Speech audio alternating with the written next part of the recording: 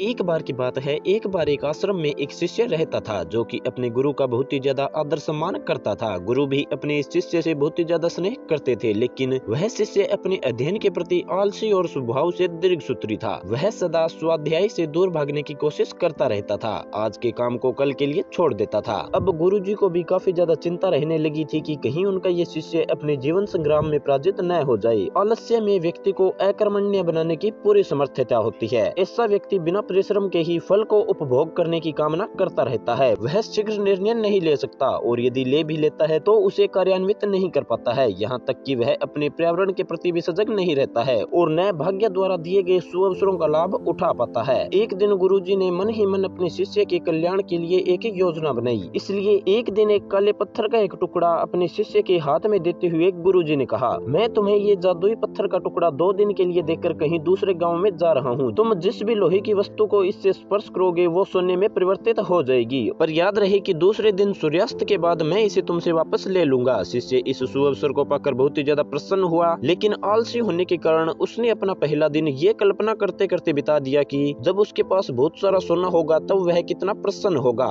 वह सुखी, समृद्ध और संतुष्ट रहेगा। इतने नौकर चाकर होंगे कि उसे पानी पीने के लिए भी नहीं उठना पड़ेगा। फिर दूसरे दिन जब वह प्रातःकाल उठा तो उसे अच्छे तरह से स्मरण था कि आज स्वर्ण पाने का दूसरा और अंतिम दिन है। उसने मन में पक्का विचार किया कि आज वह गुरुजी द्वारा दिए गए काले पत्थर का लाभ जरूर उठाएगा। उसने निश्चय किया कि वो बाजार से लोहे के बड़े बड़े सामान खरीद कर लाएगा और उन्हें सोने में परिवर्तित कर देगा। दिन बीतता गया पर वह इसी सोच में बैठा रहा कि अभी तो बहुत समय है, कभी भी बाजार जाकर सामान ले आएगा। उसने सोचा कि अब तो दोपहर का भोजन करने के पश्चात ही सामान लेने निकलूंगा, परंतु भोजन करने के बाद उसे विश्राम करने की आदत थी और उसने बजाय उठ के मेहनत करने के थोड़ी देर आराम करना ही उचित समझा। पर आलस्य से परिपूर्ण उसका शरीर नींद की गहराइयों में खो गया और जब वो उठा तो सूर्यास्त होने ही वाला था। वो जल्दी जल्दी बाजार की तरफ भागने लगा, पर रास्ते में ही उसे गुरुजी मिल गए। उनको देखते ही वह उनके चरणों में गिरकर उस जादुई पत्थर को एक दिन और अपने पास रखने के लिए याचना करने लगा, लेकिन गुरुजी नहीं माने और उस शिष्य का धनी होने का सपना चूर चूर हो गया। पर इस घटना की वजह से शिष्य को एक बहुत बड़ी सीख मिल चुकी थी। उसे अपने आलस्य पर पछतावा होने लगा था। वह समझ गया कि आलस्य उसके जीवन के लिए अभिशाप है और उसने प्रण किया कि अब वो कभी भी काम से जी नहीं चुराएगा और एक कर्मठ, सजग और सक्रिय व्यक्ति बनकर दिखाएगा।